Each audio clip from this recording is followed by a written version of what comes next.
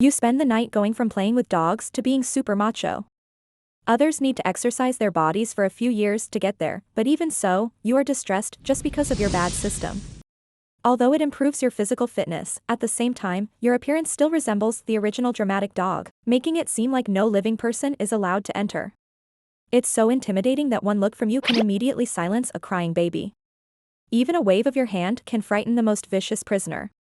Currently, you are on Metro Line 2 in Ningbei City. Today is the first day of big colleges and universities, and almost all the carriages are full. In the middle of one of the number 2 metro trains, most of the space is vacant, not because of anything else, but because there is a man standing there, a man who terrifies everyone. This man is 2 meters tall, with a head that surpasses the armrest and can casually reach the carriage ceiling. He is wearing a tight t-shirt, and his arms and thighs are thicker than the waists of the women present. Combined with his fierce appearance, he looks like the devil himself. A single sweeping glance makes the people around him tremble. Inside the carriage, a 3-year-old girl glanced at him and was immediately pulled behind by her mother, who scolded her in a low voice, warning her not to stare blindly and fear being taken away and eaten. Yet, he doesn't move in the slightest and quietly waits for the subway to arrive. Today is the day you go to college to enroll, and Ningbei Division is your first time here. However, you have already seen this strange phenomenon from the people around you. It's because you call yourself too fierce. Thinking about this, a wry smile appears on your face. It has been 5 years since you crossed over into this world, awakening a super macho system. As you complete the system's tasks, you are rewarded accordingly. Initially, you were very excited and happy, but as the rewards increased, you became more and more depressed. The rewards given by the system are different from any other novel you've read. In those novels, people receive black technology or superpowered invincible forces, but here, it's a different story. It's all about physical strengthening, gaining 1 centimeter in height, and after 5 years, you have acquired this fierce appearance. Just when you are feeling emotional, your phone rings, pulling you back from your thoughts. You take your phone out of your pocket, and something catches your eye, a text message from a boy named Nyang Song. The message asks when the macho man will arrive at college today. This netizen, Nyang Kanan Gongzi, is someone you met when playing games shortly after you arrived in this world. Both of you are highly skilled but not convinced by each other. After a few comparisons without results, you added each other as friends. Since then, you have been chatting and playing games together, and the two of you have become quite compatible. Despite 5 years passing, you have never met in person or seen each other's photos. However, you consider this sissy boy to be your best friend in this world. There is no one else like him. The two of you have only communicated through speculative conversations, so it doesn't matter what you look like. After checking each other's information, you immediately replied to the message, saying that you just got on the subway and it's hard to say when you will arrive. You jokingly add that it's better for him not to come and be scared to cry directly. After pressing the send button, you continue to gaze towards the bend in the subway, and soon a message arrives from the other side, saying, "You're scared of me?" The internet says that I am 2 meters tall and muscular, but in reality, 9 out of 10 times, I'm just an ordinary otaku. That's right. You mentioned that you were on the subway. As you read the message from the other person, you laughed silently without uttering a word. Believe it or not, one day you will know when you actually meet. You dislike lying. Metro Line 2 is still 5 stops away from the school. The lady on the phone's other end was shocked to hear that Metro Line 2 has 5 more stops. The information from the other side is inexplicable, leaving you puzzled. Is there something surprising about this? Just as you are about to ask the other person why they are so surprised, a familiar electronic tone interrupts. The task refreshes and you find it helpful. You are in car 3. The girl with the most attractive appearance will be secretly photographed by an old-fashioned camera. The group requests the host's assistance in decorating and offers a reward of 10,000 yuan. Your eyes become moist upon seeing this reward. After waiting for 5 years, finally, a monetary reward appears. It's not about self-improvement. It's the kind of money that you can easily obtain without effort, and you can't help but think it's truly unexpected. Without saying anything, you decide to seize the opportunity. After carefully reading the task content, you express your disapproval. You have done tasks like this no less than 10 times in your hometown, especially during the summer. Almost every week, you borrow a couple of things or 2. You glance at the number 4 inside the carriage and take a step towards the front of the car. The people in carriage number 4 notice your presence and are frightened, causing their bodies to tremble. Everyone immediately stands at the edge and refrains from making any sound. The once crowded carriage suddenly clears up, creating a wide aisle. After whispering a thank you, you pass through the crowd and head towards car 3, where the mission requirements are located. Meanwhile, on the other side, Hee Bing-yen tightly grips his mobile phone, feeling his heart beating rapidly. The masculine guy actually mentioned being on the number 2 subway with 5 stops to Ningbei University. Wouldn't that mean he is on the same subway train? What should Hee Bing-yen do? He is not prepared to meet in such a sudden manner. Hee Bing-yen suddenly recalls the past 5 years in his mind.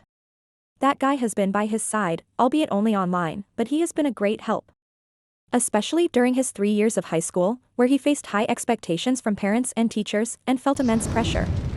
Without this guy nagging and providing comfort, Hee Bing-yen wonders if he would have been able to persevere and get admitted to Ningbei University. This masculine guy is irreplaceable. Hee Bing-yen sometimes questions if this guy is truly only 19 years old. His way of speaking and mentality are remarkably mature and sophisticated. It was only last month when the other party sent a notice from Ningbei University that Hee Bing-yen truly believed the masculine man's age. This guy is indeed 19 years old and will soon be his junior. Hey. Early in the morning, Hee Bing-yen greets the other person. The name in the acceptance letter is biased. He didn't see the profile picture, but he was biased based on the name, which sounds nice and beautiful. He just doesn't know what the person looks like in reality. This guy always claims to be 2 meters tall, but humanoid males tend to deceive. Junior brother, hurry up. I've got your back, senior, Hee Bing-yen types in a message on his phone. As he prepares to send it, he suddenly notices someone sneaking behind him, constantly keeping their eyes on him while adjusting their hair. Hee Bing-yen quickly glances over and his face changes slightly. It's a middle-aged man with a lewd appearance, whose eyes are fixed on his legs. As if that wasn't enough, the lewd middle-aged man's phone camera seems to be subtly pointed at him all the time. A woman's intuition tells him to be cautious. This man was secretly filming him, and the angle was very disturbing. Hee Bing-yen was taken aback, fearing that he had encountered the notorious subway pervert. With so many people in the subway, he wondered what to do. Even if he wanted to change positions, it wouldn't be easy. Moreover, the pervert's appearance seemed familiar, he appeared to be a repeat offender. In that case, without conclusive evidence, even if the other party accused him, he couldn't be arrested. The oppressive and complicated situation made Hee Bing-yen feel panicked and uncomfortable. The wretched middle-aged man beside him seemed to realize that his actions had been discovered. Surprisingly, he didn't show any signs of panic. Instead, a smug smile appeared on the corner of his mouth, indicating his progress toward his objective. The target of his attention was a young female college student who looked innocent and vulnerable, just like his usual prey. She didn't dare to speak or resist. The lewd middle-aged man displayed an excited expression. However, just as he was about to adjust the camera angle on his phone to a more provocative position, a deep voice behind him interrupted. Taking pictures of girls candidly, huh? Have you sunk so low after all these years? The wretched middle-aged man's expression changed, and he quickly pressed the lock screen key, slipping the phone into his trouser pocket with practiced ease. The action appeared effortless, like flowing water. Who are you accusing of secretly filming? He retorted, without looking back. Don't wrongfully accuse innocent people without evidence. He began to defend himself, stating that he was the type of person who would expose such behavior. Even if someone asked him to hand over his phone, he wouldn't panic, because there was another phone hidden in his pants pocket specifically for covert video recording. It wouldn't be discovered. As he prepared to deviate from his usual routine, the next moment he found himself being lifted up, not exactly taken off precisely, but rather held in the air. Threatened with the possibility of calling the police, the lewd middle-aged man shouted angrily. He swung his fist with all his might, claiming that he was merely defending himself in response to the other party's initial aggression. The situation escalated, and he felt his fists connecting with a solid resistance. Grimacing in pain, he finally turned around to see who had lifted him. He wanted to know who had raised him off the ground. Just as he turned, he instantly felt a sense of dread. Everything seemed to come to a halt. Cold sweat trickled down his palms and spine. Fear filled his eyes, causing him to tremble uncontrollably. The other party's intense gaze made him feel as though death was imminent. Perhaps in the next second, he would be at the mercy of his opponent. The lewd middle-aged man pleaded for mercy, his face pale, and his legs trembling. In his fear, he couldn't help but urinate, staining himself with a yellowish liquid. Once you apprehended the wretched middle-aged man, the scene fell silent. Every passenger looked at you in astonishment. This man appeared to be a terrifying humanoid monster, as if he had jumped out of a movie. There was a powerful aura emanating from him, and it was terrifying. The smell of fear began to permeate the carriage, causing many people to cover their noses. "You're quite productive," you said with a frown and a snort. At that moment, the subway arrived at the next station, and the electric doors slowly opened. Seizing the opportunity, you flicked your right hand, throwing the wretched middle-aged man aside, and then walked out yourself. The carriage, filled with the stench of urine, was no place to linger. "Help, help," the lewd middle-aged man exclaimed, his voice trembling. He began shouting for help as he backed away. He wasn't pretending, he genuinely needed assistance. His legs trembled, unable to muster the strength to stand up. He realized that if he didn't call for help immediately, he might not see the sun tomorrow. Coldly staring at each other, they pointed to the exact spot. The task at hand was simply to help the girl remove the old-fashioned cloak used for secret photography. It now appeared that the task should be completed. As for what to do with the old cloak, it had nothing to do with him. Thank you," a small voice spoke from behind. He turned and looked. It was the middle-aged man who had been acting obscenely just moments ago. "How is the girl who was secretly photographed?" "Are you okay?" he asked.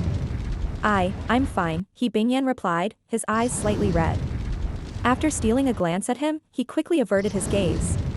Tears were on the brink of falling. It was an abrupt transition from a state of crisis to a sense of security, creating a significant psychological gap. At home, the man who had come to his aid appeared distraught, as if he were searching for monsters. Their conversations were filled with an overwhelming sense of oppression. Perhaps this was the junior from the mobile phone, the kind of giant often described. But just as he was pondering this, the phone suddenly rang, accompanied by a few angry voices, snapping him back to reality.